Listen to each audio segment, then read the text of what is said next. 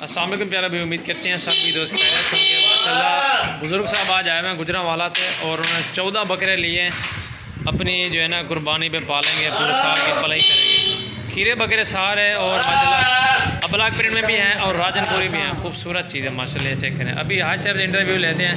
अस्सलाम वालेकुम भाई साहब, कहाँ से आए हैं? तो आप कैसे हैं, तबीयत ठीक है आपकी? कितने जानवर ख़रीदे हैं आपने? आप ज़रा ज़ोर से बोलें। 14 बकरे लिए हैं। बकरे आपको पसंद आए सारे?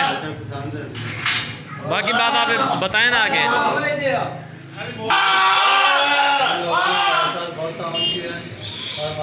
अच्छा ख्याल रखा है, बहुत अच्छा है ये लोग। और हमारा सही, अल्लाह आपके नसीब करे माशाल्लाह। अच्छी चीज़ें दी हैं और दुआ करें अल्लाह पाक भाई के नसीब करे, पूरा साल उन्होंने पालना है।